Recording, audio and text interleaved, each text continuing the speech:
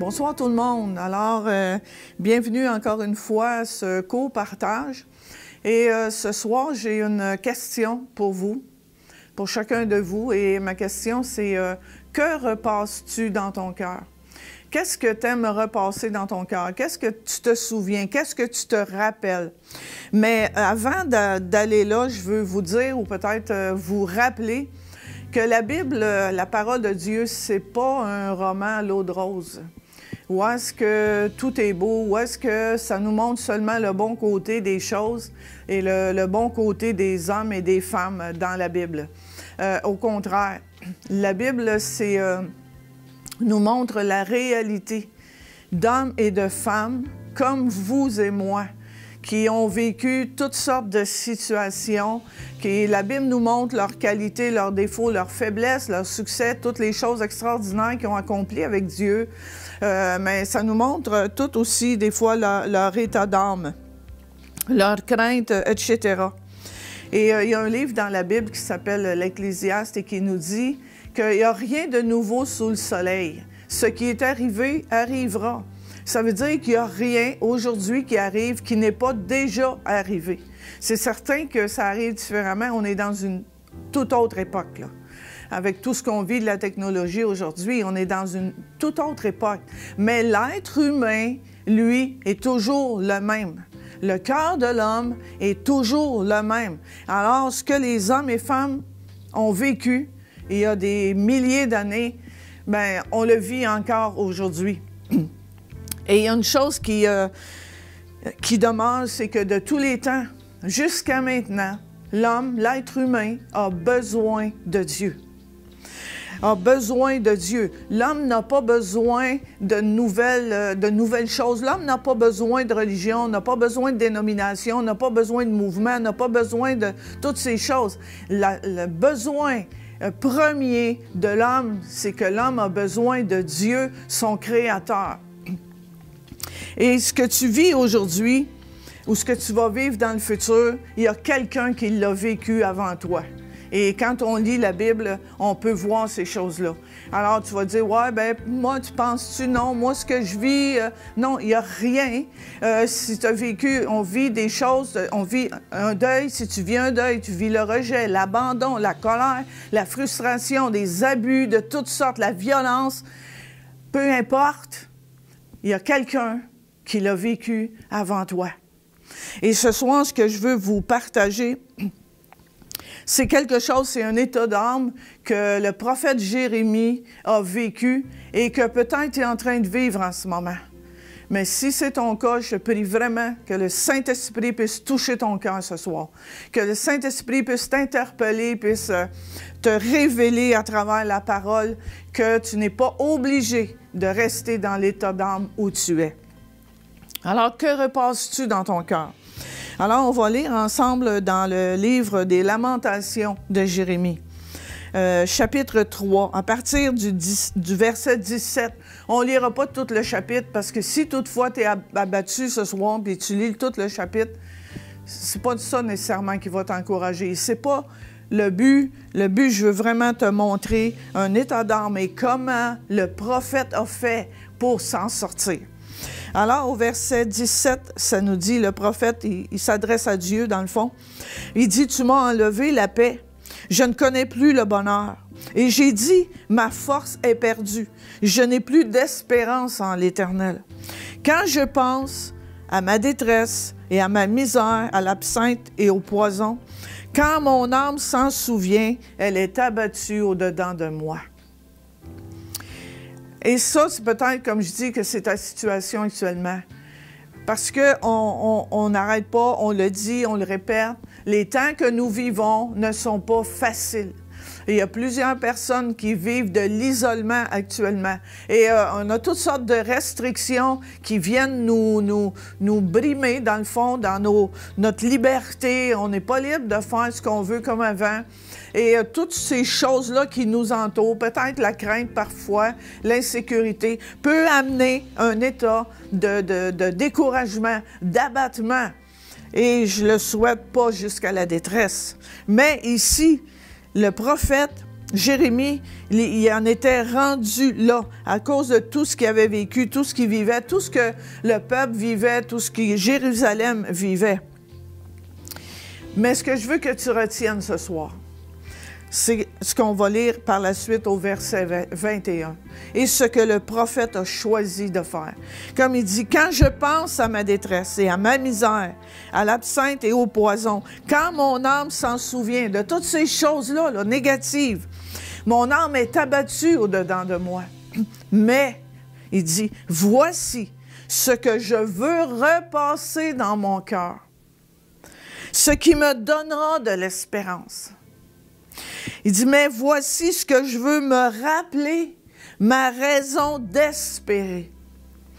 Il dit, ce qu'il veut se rappeler, ce qu'il veut repasser dans son cœur, c'est que les bontés de l'Éternel ne sont pas épuisées. Ses compassions ne sont pas à leur terme. Elles se renouvellent chaque matin. Oh, que ta fidélité est grande!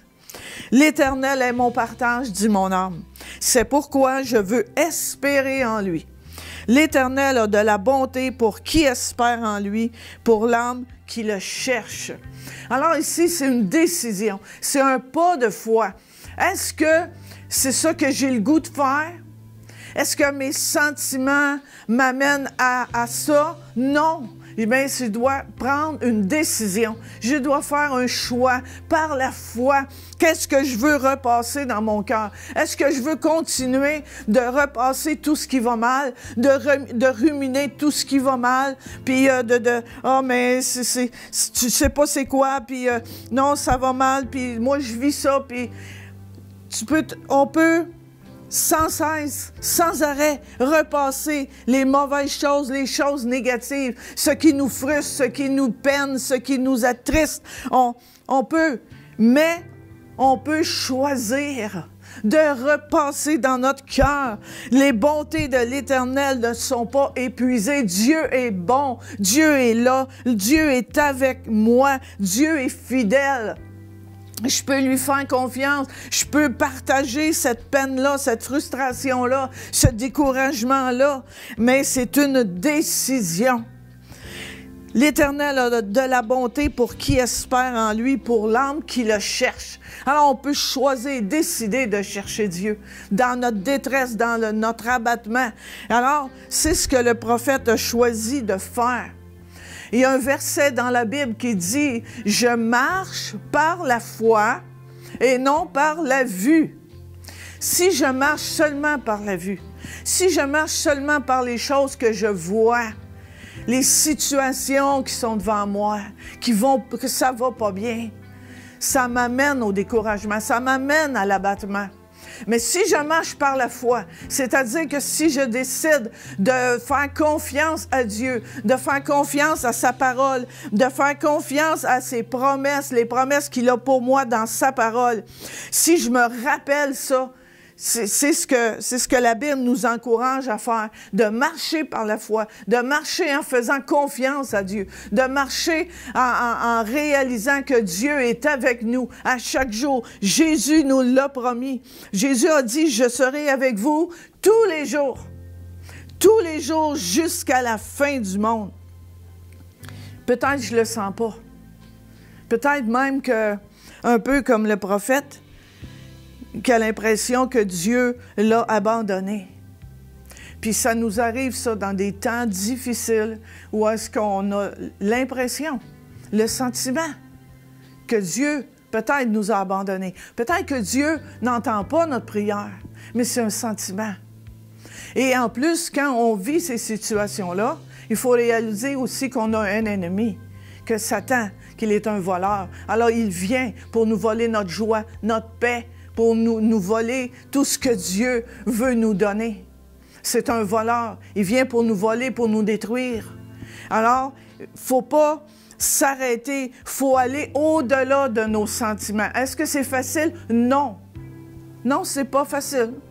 Et c'est la même chose pour tout le monde. C'était pas facile pour Jérémie. C'est pas facile, plus facile pour moi que pour toi. Ce n'est pas facile, mais il faut prendre une décision et aller au-delà de nos sentiments.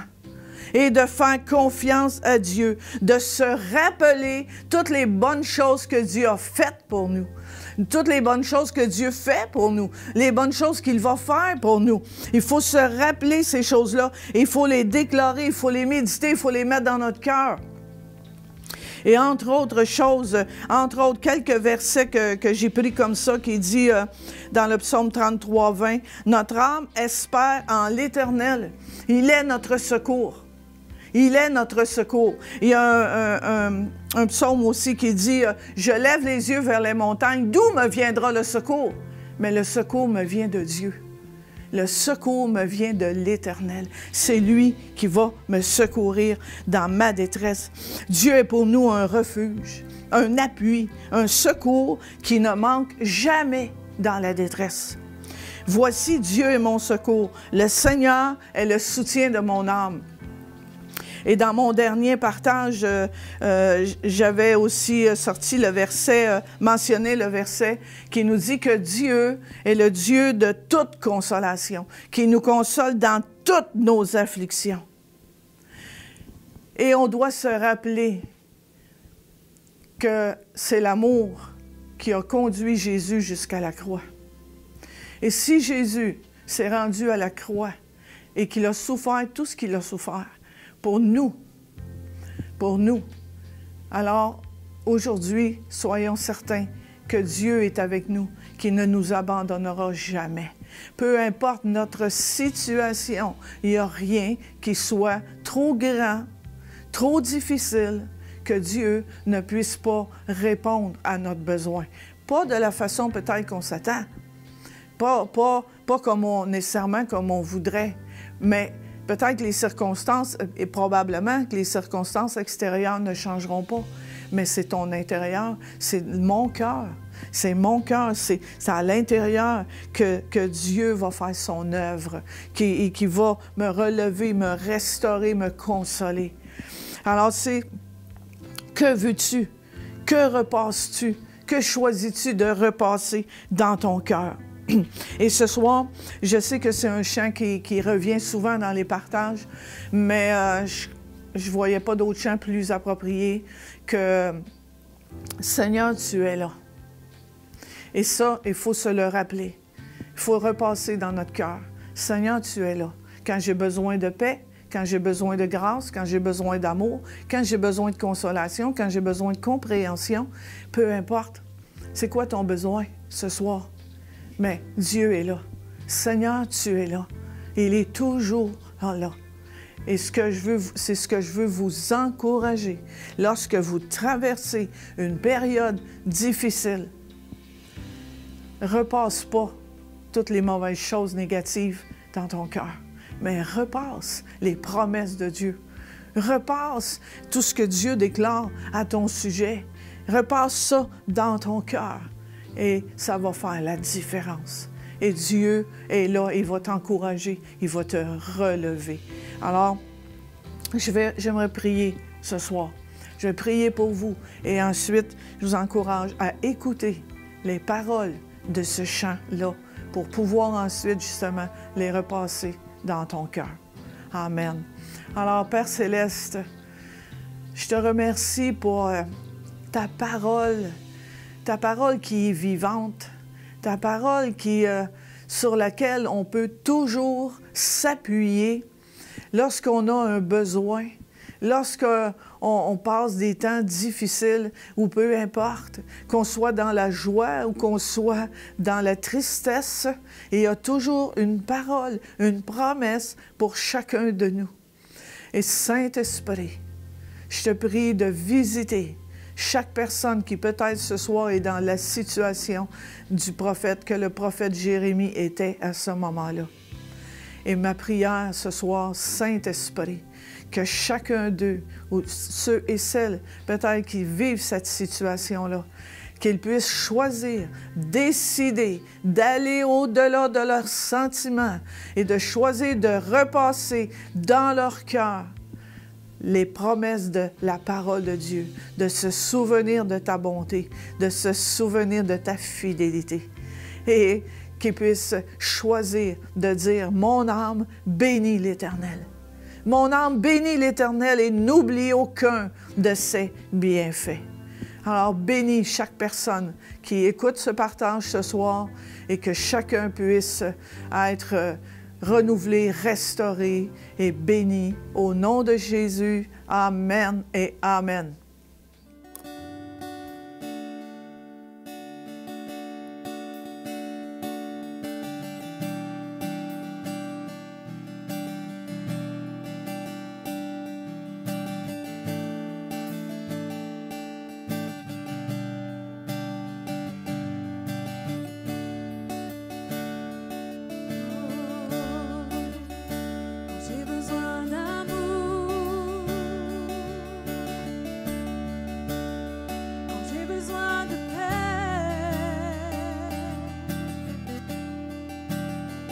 J'ai besoin de compréhension.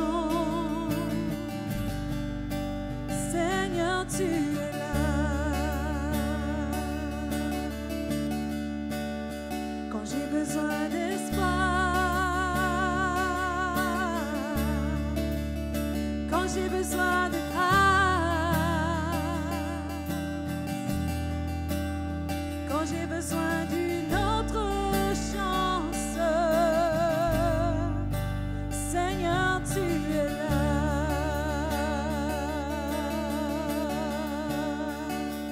Tu me fais sourire, même quand j'ai le goût de pleurer.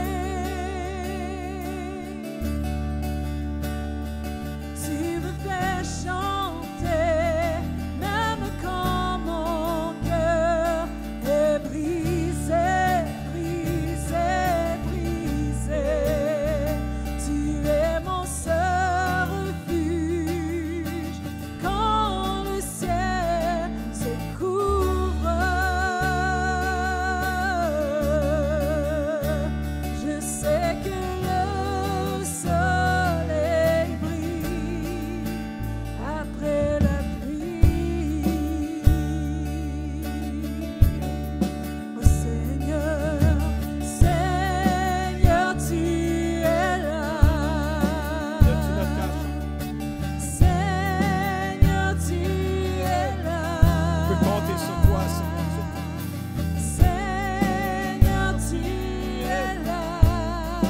Courage à ton peuple. Donne force et courage à ton peuple. Alléluia, Jésus. Seigneur, tu es là. Seigneur, tu es là. Ressens sa présence là où tu es. Seigneur, Jésus t'aime. tu es là. Oh, alléluia.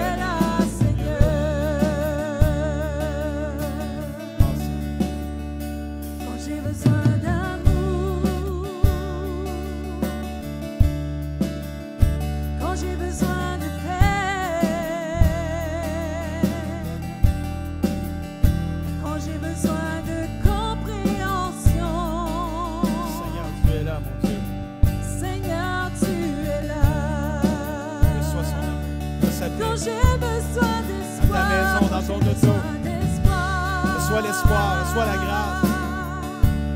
Yes. Quand j'ai besoin de grâce, quand j'ai besoin d'une autre chance, Seigneur, tu es là. Seigneur, tu es là. Mon ensemble. Seigneur, tu es là. Merci mon Dieu.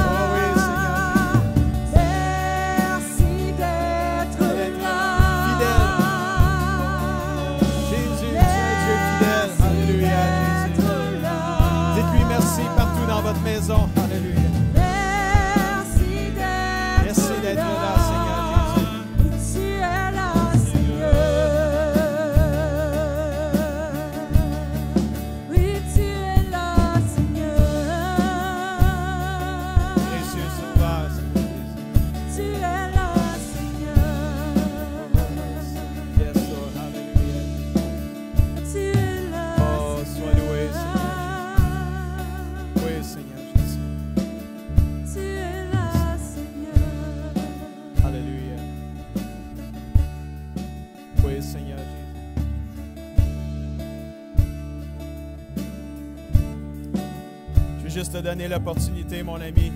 Si tu n'as jamais reçu Jésus dans ton cœur, tu t'aperçois que tu es au beau milieu de la tempête, Jésus n'est pas dans ton bateau. Et tu comprends, tu réalises que si tu veux sortir vivant de la tempête, tu as besoin de Jésus dans ton bateau. L'image du bateau, c'est comme ta vie. Tu es au beau milieu de la tempête, mais Jésus n'est pas dans ta vie.